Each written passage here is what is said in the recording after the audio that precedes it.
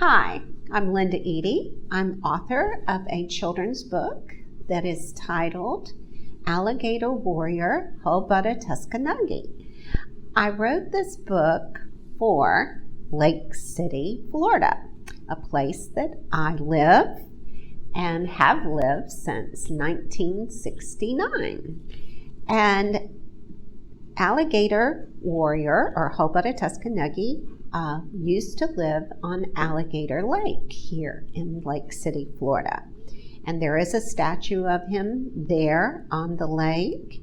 And the town was called Alligator Town at one time. And this interested me, and I spent about 3 years researching and finally came up with a fictional story based on facts, of course, and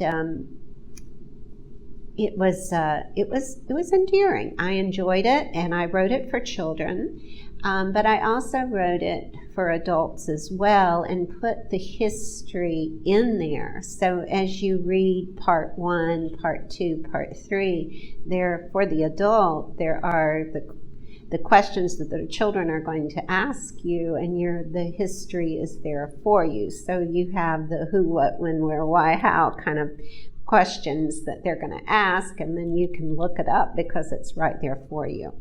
Plus there's information in the back as well for you. So I'm going to read the first chapter, which is called A Child of Big Lake, Lake Halpatter. Once upon a time, there lived a little Seminole boy who grew up to become a very important warrior.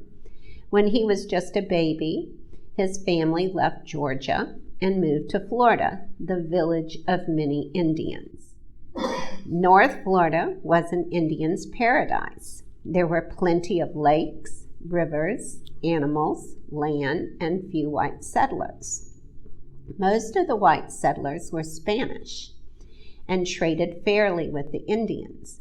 This Seminole boy's family lived happily in an Indian village along the banks of a big lake.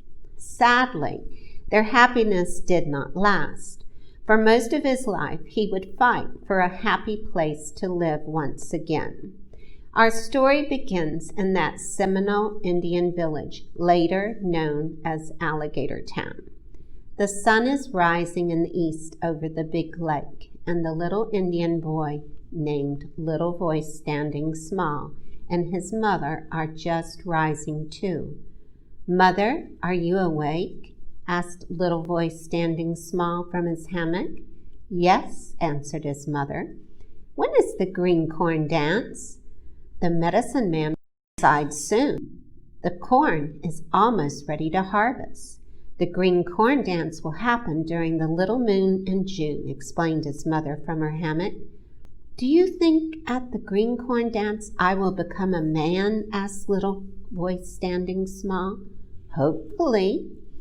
"You know, Little Voice Standing Small, that your uncle, not me, will decide when you are ready for manhood," answered his mother as she got up and went outside. "Now come and help me, little man. Roll another log into the fire. I need to start cooking," smiled his mother. "Yes, Mother," said Little Voice Standing Small as he left their wooden hut and helped build his mother's fire. "I am going turkey hunting today with Little Big Fat." "Good, maybe he will eat something besides squirrel stew today," laughed his mother. "Mother, I am 13 years old now. I may kill a black bear today," exclaimed Little Voice Standing Small. "Maybe a deer too," teased his mother as she hung her iron kettle over the fire. "I wonder what my new name will be," said Little Voice Standing Small as he sat on the fireside log and ate a piece of kunti bread. "How about smells like urine?" laughed Little Big Fat as he walked up to their fire.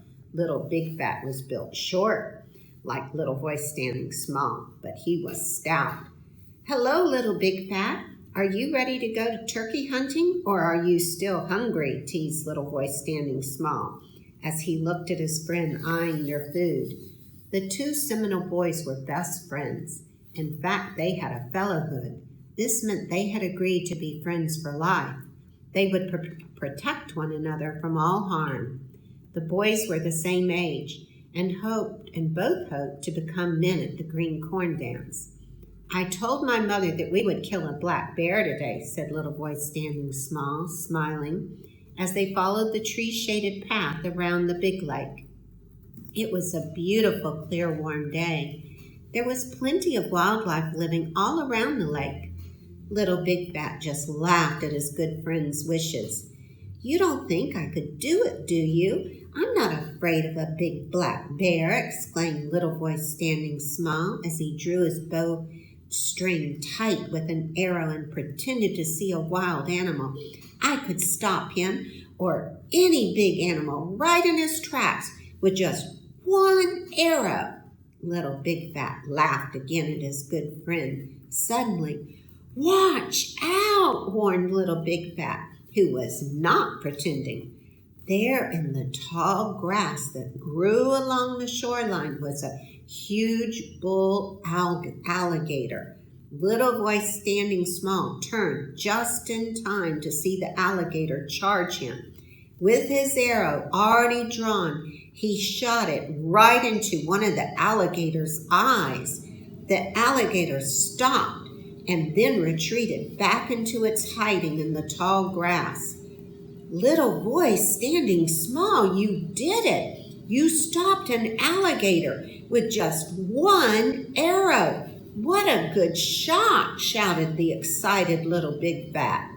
Little Boy Standing Small said with a trembling voice, Thank you, Little Big Fat, for warning me. Although both Indian boys were scared, they had proved their bravery. That evening, as Little Boy Standing Small and his mother enjoyed eating his uncle's catch of big-mouthed bass from the lake, he learned of his new grown-up name. Did you hear, Little Boy Standing Small? The 15 sticks arrived today from the medicine man, asked his uncle, who was also eating with them by their campfire.